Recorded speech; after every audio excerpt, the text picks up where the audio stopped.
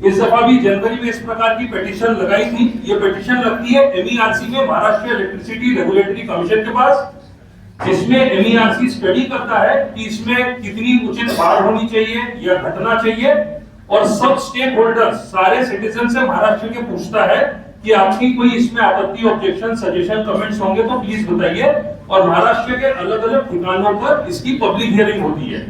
ऐसी प्रक्रिया जनवरी, फरवरी, मार्च में हुई थी और उसका डिसीजन आया था, और डिसीजन में बिजली के रेट अच्छे खासे ऑलरेडी 28 मार्च को जो एमईआरसी का ऑर्डर आया था बढ़ चुका था, बिजली का रेट भी बढ़ा था, और उसके साथ साथ जो सोलर से उद्योग को दिन के 24 में से 20 घंटे का फायदा मिलता था वो सिर्फ 17 घंटा कर दिया गया था। फिर भी ये चीज महाराष्ट्रियंस ने, महाराष्ट्र के सिटीजन्स ने इसको एक्सेप्ट कर लिया था और सबने इसका स्वागत भी किया था। पर कुछ ही दिन में एमएससीडीसीएल ने एक रिवाइज पिटीशन लगाई कि कैलकुलेशन में 55,000 करोड़ का नुकसान है, और रिवाइज पिटीशन में उन्होंने एमईआरसी को फिर से और ज्यादा बिजली के रेट बढ़ाने को बोला, और सोलर का जो फायदा 24 से 20, 20 से 17 हुआ था, वो कहा कि सिर्फ 8 से 9 घंटे का ही दे पाएंगे। एमईआरसी ने बिना किसी पब्लिक हियरिंग के इस चीज को मान लिया, और हम सबके बिजली के बिल फिर से और ज्यादा, यानी एक ही साल में 2 बार बढ़ने लगे। काफी सारे सिटीजन्स, एसोसिएशंस, इंडस्ट्री बॉडीज इसके खिलाफ बॉम्बे हाईकोर्ट गई। उन्होंने चैलेंज किया कि जब तक के सब स्टेक होल्डर्स से सलाह मशवरा नहीं होता तो ऐसे आप एक ही पार्टी का सुन के बिजली के बिल में बढ़ा नहीं कर सकते हैं। बॉम्बे हाईकोर्ट में केस जब ये एसोसिएशंस ने जीता तो ये जो ऑर्डर आया था एमईआरसी का रिव्यू ऑर्डर, इसको क्वैश कर दिया गया। उसके बाद एमएससीडीसीएल सुप्रीम कोर्ट गई, सुप्रीम कोर्ट ने भी इस ऑर्डर को क्वैश कर दिया, और अब दोबारा महाराष्ट्र में इन विषयों के ऊपर में पब्लिक हियरिंग होगी, और अब शायद से फिर से तीसरी बार इसमें एडिशनल भी बिजली के बिल में बढ़त की उम्मीद की जाइए, क्योंकि एक इकलौता 11,700 करोड़ का भार फिर से हम लोगों के ऊपर लादा जा रहा है। इस विषय में आज की प्रेस कॉन्फ्रेंस है। मैं चाहूंगा इसके बारे में, जैसा साकेत जी ने भी बताया, पिछली बार भी हम लोगों ने यहीं पर प्रेस कॉन्फ्रेंस लिया था, जिसके अंदर में टैरिफ पिटीशन के ऊपर भी डिस्कशन हुआ था। एमईआरसी ने करीब 4,400 लोगों का स्टेट में हियरिंग करने के बाद एक ऑर्डर निकाला था 28 मार्च 2025 को, जो 1 अप्रैल से लागू था, 1 अप्रैल से, और काफ़ी अच्छा टैरिफ ऑर्डर था। उसमें करीब करीब हमारा टैरिफ समझ लीजिए करीब 10% कम हो रहा था एवरेज में।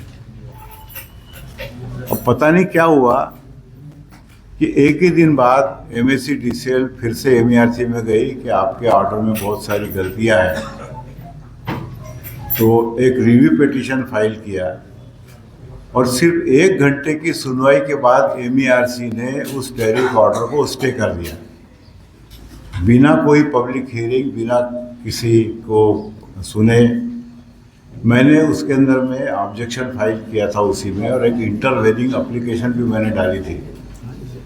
मुझे भी नहीं सुना गया। एमएससीडीसीएल के लॉयर बोले चूंकि ये रिव्यू पिटीशन है इसलिए पब्लिक हियरिंग की कोई ज़रूरत नहीं है, जबकि कई ऑर्डर्स अपीलेट ट्रिब्यूनल और सुप्रीम कोर्ट के हैं कि रिव्यू पिटीशन में भी पब्लिक हियरिंग करना जरूरी है।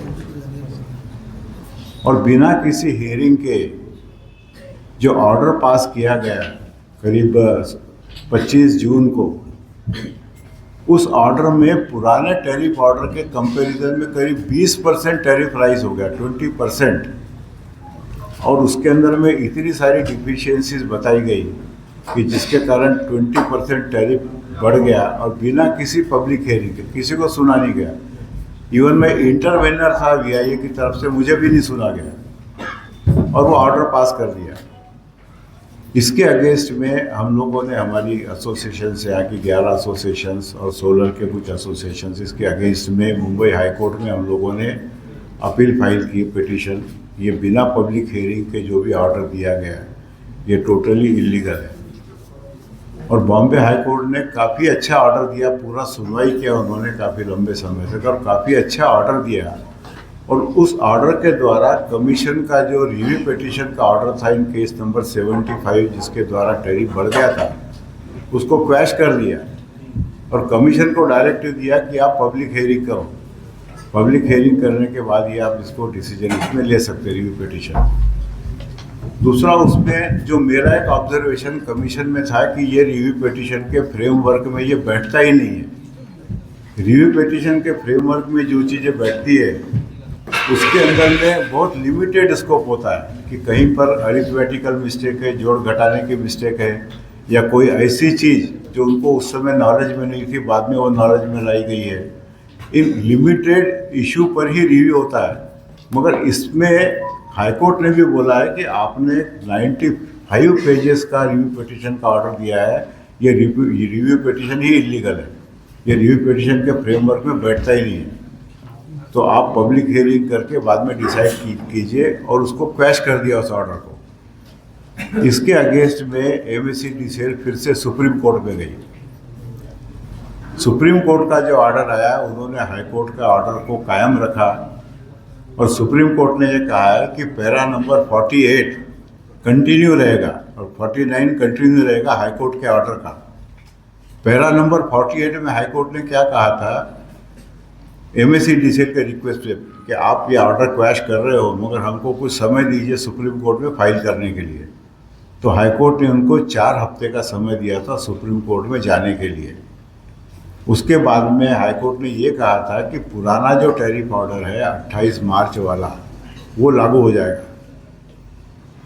अब सुप्रीम कोर्ट ने ये कहा है कि 12 वीक में कमीशन ने पब्लिक हियरिंग लेके डिसाइड करना है, और पैरा नंबर 48 जो हाई कोर्ट का है वो कायम रहेगा, कंटिन्यू रहेगा।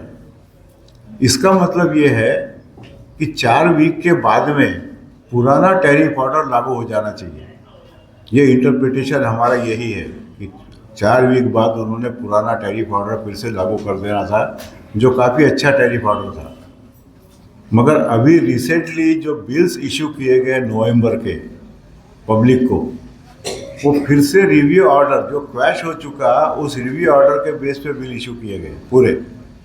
तो ये पूरे बिल मेरे हिसाब से इलीगल है, और इन बिलों को हम लोगों ने चैलेंज करना चाहिए। 2 चीज़ें इसके अंदर में करना चाहिए। एक तो सभी कंज्यूमर्स को मेरा सजेशन है कि आप नवंबर के बिल को CJRF में चैलेंज करिए, उसके अंदर में सब रेफर करिए जो हाई कोर्ट और सुप्रीम कोर्ट के ऑर्डर है, और पुराना टैरिफ के हिसाब से उन्होंने बिल इशू करना चाहिए जब तक कमीशन का नया टैरिफ ऑर्डर आता नहीं है, तब तक।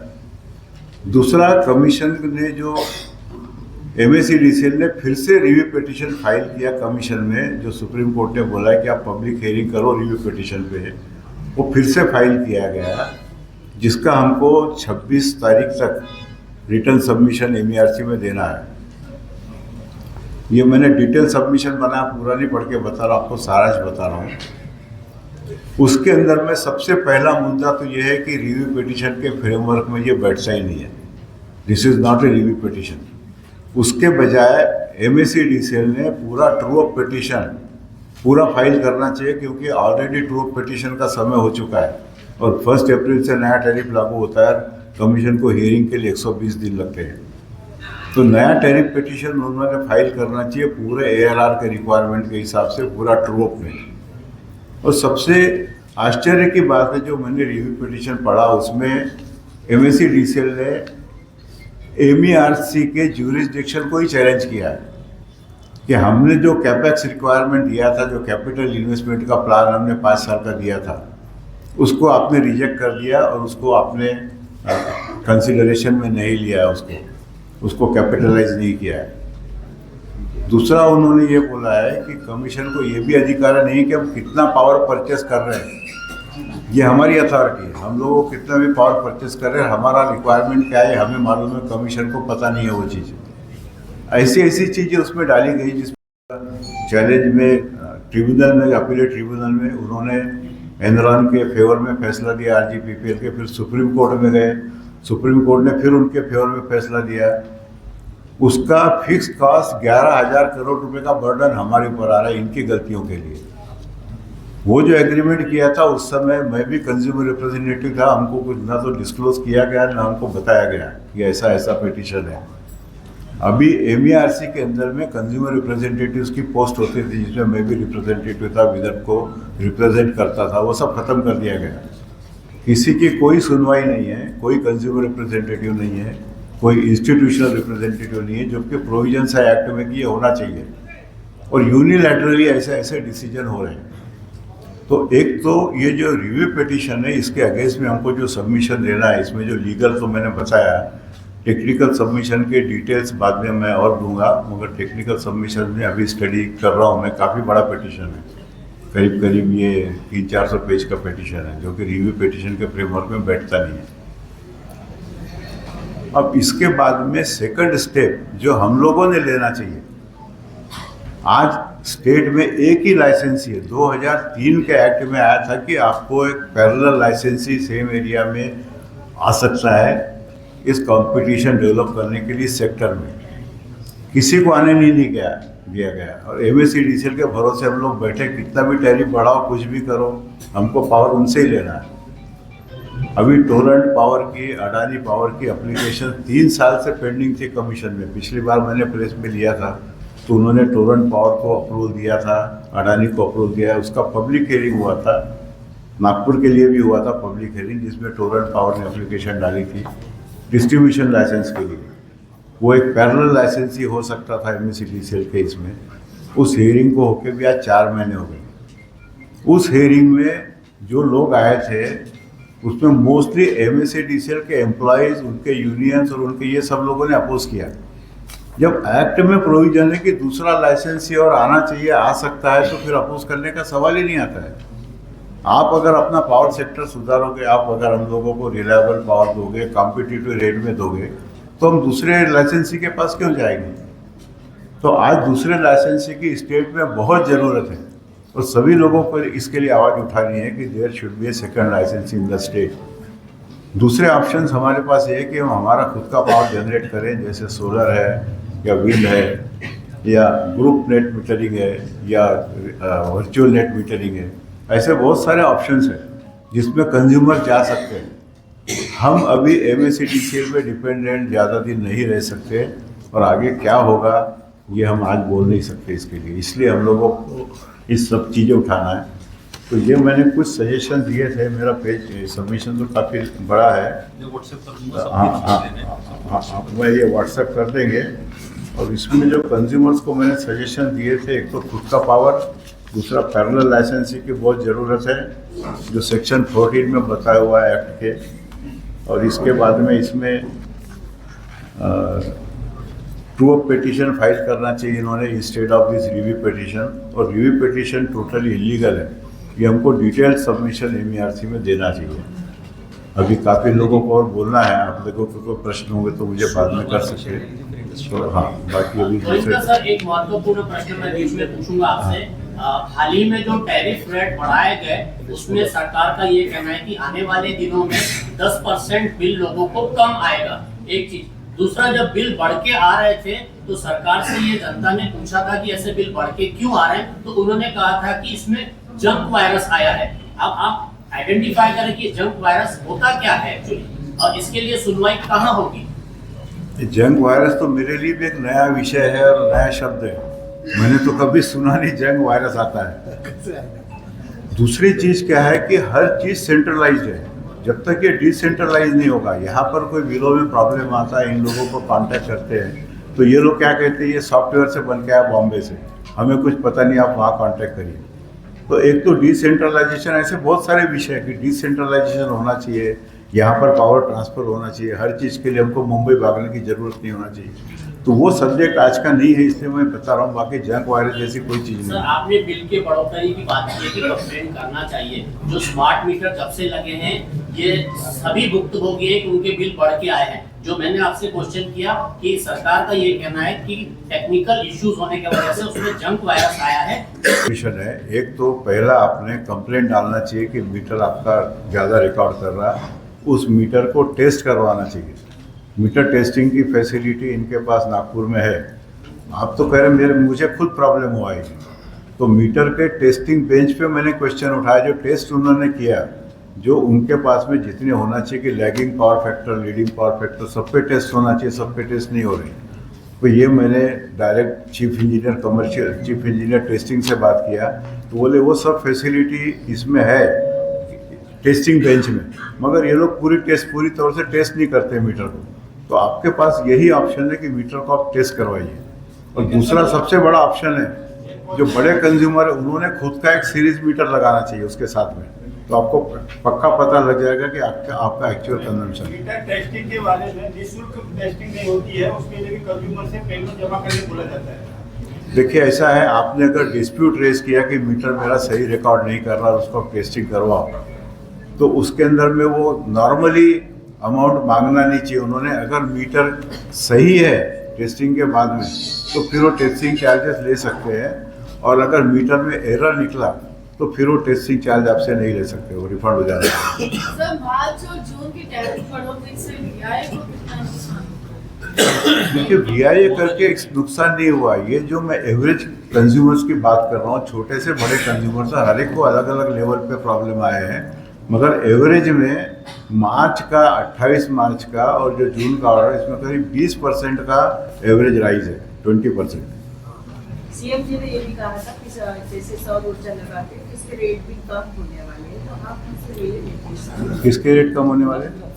इलेक्ट्रिक सोलर से रिलेटेड इलेक्ट्रिसिटी के रेट, देखिए पीएम सूर्यघर योजना के अंदर जो कैटेगरी में जा रहा है वो टिपिकली डोमेस्टिक कैटेगरी है, और डोमेस्टिक कैटेगरी का जो विषय है, ये सर ने जो अभी बताया, ये सारा CNI कैटेगरी का है, commercial and industrial category, higher capacity के कंज्यूमर्स का है। और आप जो सवाल पूछे हैं वो डोमेस्टिक कैटेगरी का है, और डोमेस्टिक कैटेगरी में काफ़ी रियायत दी गई है, जिसके अंदर पीएम सूर्यघर टाइप के जो खुद के भी है, जिन्होंने स्कीम अवेल किया या नहीं भी किया और खुद का सोलर लगाया है, उनके बिल अपने आप कम हो जाएंगे, इसमें कोई दो राय नहीं है। जहाँ तक के सोलर व्यवसायी या सोलर के उपभोक्ता को, उनके यूजर्स को, सोलर इंस्टॉलेशन यूजर्स को जो नए रिवाइज्ड पिटीशन के हिसाब से जो झटका बैठने वाला है वो है कि grid support charge. Grid support charge हमारा ये मानना है कि grid support charge open access consumer जो कैप्टिव प्लांट्स हैं उन पे नहीं है, सिर्फ लेस देन 1 मेगावाट कंज्यूमर के ऊपर है। और उसमें भी विद इन द प्रीमाइसेस है, जिसके हमारे घर के अंदर या हमारे प्रीमाइसेस में जो सोलर लगा हुआ है उसके ऊपर अगर आप सिर्फ नेट मीटर कंज्यूमर पे है, बिहाइंड द मीटर पे नहीं है, और दूसरी जो कैटेगरीज है नेट बिलिंग वगैरह, इस पे किसी पे नहीं है, सिर्फ मतलब नेट मीटर कंज्यूमर के ऊपर लगाया जा रहा है, जो कि एक इक्वालिटी बिफोर लॉ जो आर्टिकल 17 है कॉन्स्टिट्यूशन का, उसके अगेंस्ट जाता है। जहाँ तक के हम लोगों का कहना है कि सेक्शन 7 ऑफ इलेक्ट्रिसिटी एक्ट, जिसमें जनरेशन इज डी लाइसेंस्ड, तो मैं इसका मतलब यह है कि मैं अपना जनरेशन खुद लगा सकता हूँ, खुद वापर सकता हूँ। इसका मैंने बिजली जो बनाई है उसके ऊपर किसी का भी अधिकार, distribution company, transmission company, trading company, किसी को भी कोई अधिकार नहीं है। तो मैंने जो घर में बिजली बनाई है उसके ऊपर अननेसेसरी आप ग्रिड सपोर्ट चार्ज लगा रहे हैं। जो भी मैं यूनिट, जितने भी यूनिट 100 यूनिट जनरेट करूंगा तो इनको मुझे पैसे देना है, ये एकदम नाजायज है। सेक्शन 7 ऑफ इलेक्ट्रिसिटी एक्ट के अगेंस्ट जाता है, because I am independent power generator और मुझे वो सारे अधिकार प्राप्त है। रही बात अगर GST सपोर्ट, जहाँ पे हमको ग्रिड से सपोर्ट लेना है, जहाँ हमको पावर एक्सपोर्ट करके ग्रिड यूज करना है, वहां तक के सीमित रखे, यानी ग्रिड में जो पावर सरप्लस पावर एक्सपोर्ट हो रही है वहां तक के अगर लगाते हैं तो 2019 में जो MERC ने जो डिसीजन दिया था, जिसके अंतर्गत ST कंज्यूमर्स को मात्र 78 पैसा उन्होंने ग्रिड सपोर्ट चार्ज लगाया था, जो कि अभी बढ़ा के उन्होंने सीधा ₹1.70 के करीब किया है। और जो डोमेस्टिक कंज्यूमर था उनको ₹1.17 सजेस्ट किया गया था, जो अभी बढ़ा के ऑलमोस्ट ₹2.30 तक उन्होंने स्टेज वाइज दिखाया है। मैं आपके इंफॉर्मेशन के लिए बता दूं, जो छोटे पावर प्लांट रहते हैं जिसकी कॉस्ट ऑफ पावर प्रोडक्शन, जिसको हम लेवलाइज कॉस्ट ऑफ पावर बोलते हैं, 25 साल की जो कॉस्ट अगर निकालते हैं तो घर में बनने वाली बिजली की कॉस्ट रफली ₹2.80 पर यूनिट हमको पड़ती है कंज्यूमर को, अगर वो 100% पैसा अपने जेब से लगाता है तो। जिसमें से अगर मैं ₹2.20 डिस्कॉम को दे दूं सिर्फ जनरेशन के लिए, जो कि 70-80% होता है, ये कोई जायज़ कानून नहीं हो सकता। तो ये हमारी मेजर एक फाइट रहेगी। सेकंड जो फाइट है, जो जैसे साकेत जी ने बताया कि पहले 24 में से 20 घंटा कॉम्पेंसेशन मिलता था, वो 17 घंटे मिलने लग गया मार्च के ऑर्डर के बाद। We digested it with a pinch of salt. Okay ठीक है, जो भी है सबके लिए ओके है, तो हमने एक्सेप्ट कर लिया, कंज्यूमर्स ने भी एक्सेप्ट कर लिया जिनके यहाँ सोलर लगे थे, बट उसे घटा के सीधा 8 घंटे पे ला लिया। अब इसके अंदर बैंकिंग फैसिलिटी ऑटोमेटिक कोलैप्स हो रही है, क्योंकि हम सरप्लस बिजली बना के कोई फायदा ही नहीं है।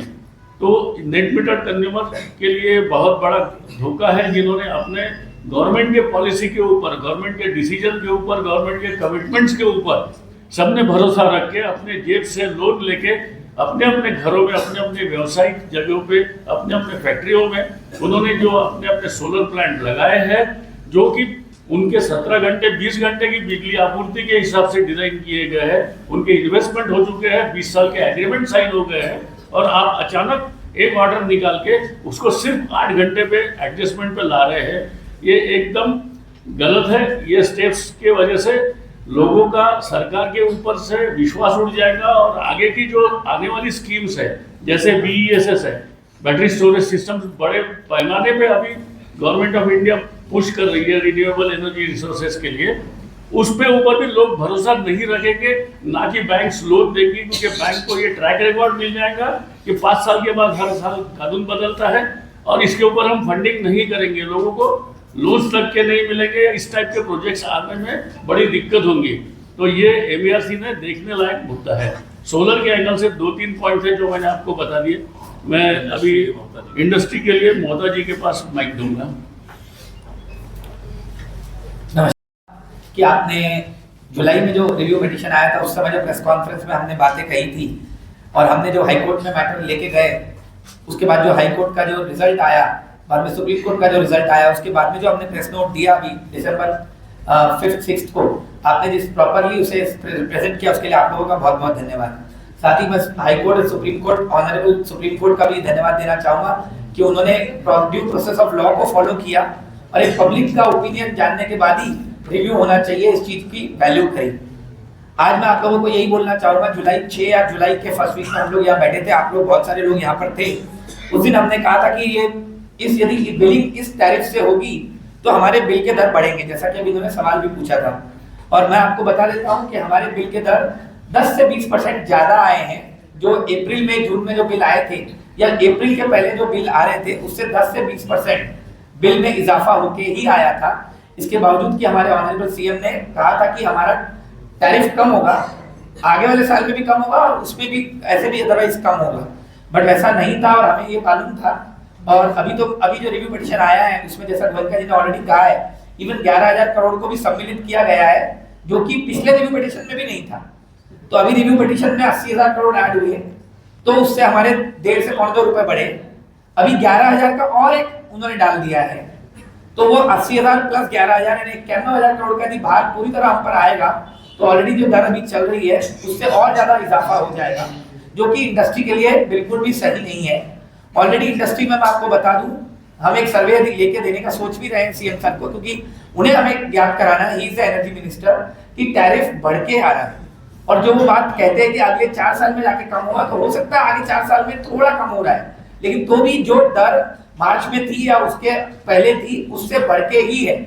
यदि आप कम कर भी रहे हैं तो आप एक बहुत ज्यादा ऊंचे पड़ाव पे जाकर वहां से कम कर रहे हैं, बट फिर भी जो रेफरेंस पॉइंट है उससे ऊपर ही है।